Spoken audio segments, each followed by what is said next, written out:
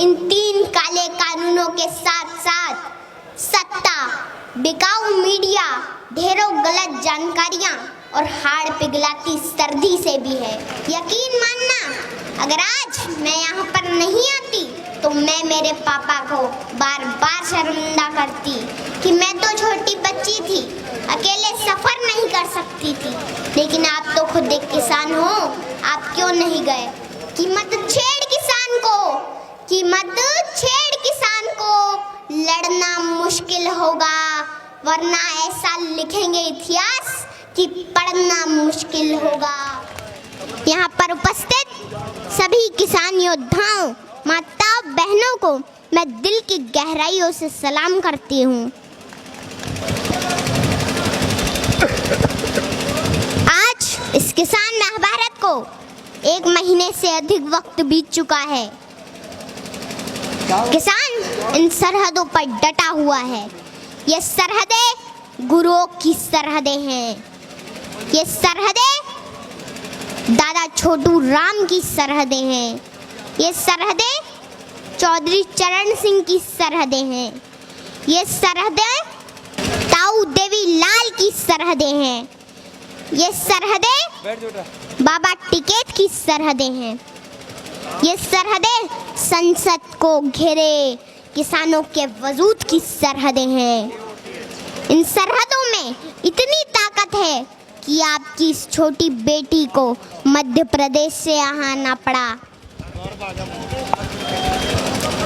देश के पूर्व प्रधानमंत्री अटल बिहारी वाजपेयी जी ने कहा था कि बाधाएं आती हैं आए, घिरे प्रलय की घोर घटाएं, पाँव के नीचे अंगारे, सिर पर बरसे यदि ज्वालाएं, निज हाथों में हंसते हंसते आग जलाकर जलना होगा। कदम मिलाकर चलना होगा, कदम मिलाकर चलना होगा।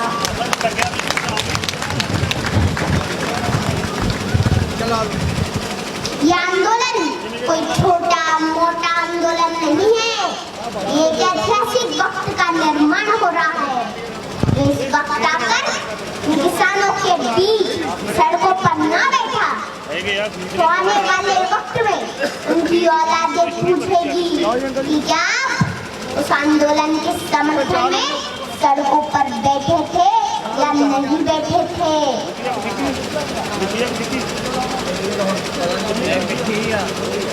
हमारे इस किसान आंदोलन ने पूरी दुनिया में एक मिसाल कायम की है।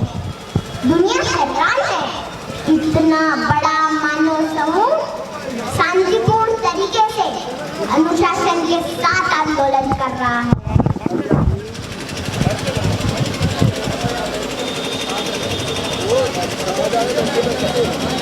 यहाँ तो चप्पे चप्पे पर लंगर चल रहे हैं, सड़कों पर लाइब्रेरी खुली है, बच्चे पढ़ रहे हैं, गीत संगीत बज रहे हैं, बुजुर्ग कुश्ती लड़ रहे हैं और इन सड़कों पर बुजुर्गों के बड़े बड़े कच्छे भी सूख रहे हैं।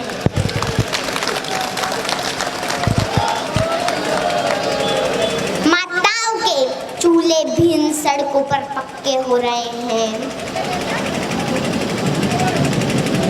होश में आ जाए हुकूमत, होश में आ जाए हुकूमत, तेरे घर कच्चे हो रहे हैं, तेरे घर कच्चे हो रहे हैं। यकीन मानना, अगर आज मैं यहाँ पर नहीं आती तो मैं मेरे पापा को बार बार शर्मिंदा करती कि मैं तो छोटी बच्ची थी, अकेले सफर नहीं कर सकती थी। लेकिन आप तो खुद एक किसान हो, आप क्यों नहीं गए। लेकिन मेरे पापा हमेशा जमीन से जुड़े मुद्दों के लिए आगे रहते हैं। पापा कहाँ हो आप? अच्छा हुआ कि आज आप मुझे यहाँ लेके आ गए और मेरे भविष्य के सवालों से बच गए, क्योंकि जब इस आंदोलन का इतिहास लिखा जाएगा तो कहा जाएगा कि लहू में भीगे तमाम मौसम गवाही देंगे कि तुम खड़े थे, तुम खड़े थे। वफा के रास्ते का हर मुसाफिर गवाही देगा कि तुम खड़े थे, तुम खड़े थे। शहर का सूरज गवाही देगा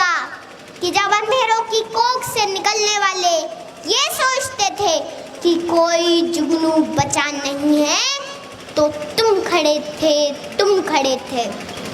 तुम्हारी आंखों की ताकचों में जलती रोशनी ने नई मंजिल हमें दिखाई। तुम्हारे भाई, तुम्हारे बेटे, तुम्हारी बहनें, तुम्हारी माएं, तुम्हारी मिट्टी का जर्रा जर्रा गवाही देगा कि तुम खड़े थे, तुम खड़े थे। हमारी धरती के जिस्म से जब हवस के मारे सियाह जोगों की तरह चिमटे हुए थे तो तुम खड़े थे, तुम खड़े थे। तुम्हारी हिम्मत, तुम्हारी अज़मत, तुम्हारी हिम्मत, तुम्हारी अज़मत और इस्तिकामत तो वो हिमालय है जिसकी चोटी तक पहुंचना न पहले बस में रहा किसी के, न आने वाले दिनों में होगा। सो आने वाली तमाम नस्लें गवाही देगी कि तुम खड़े थे, तुम खड़े थे, तुम खड़े थे।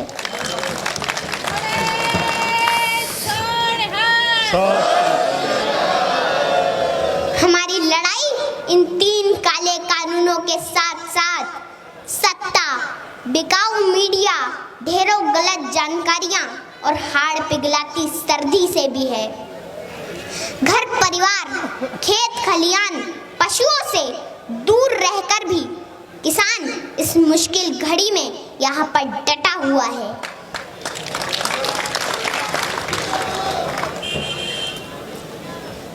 मैं देश की आवाम से आह्वान करती हूँ कि आप अपने देश के किसानों को बदनाम न करें, उनका साथ दें। ये आप दोनों के हक की लड़ाई है, मिलकर साझी लड़ाई लड़ें।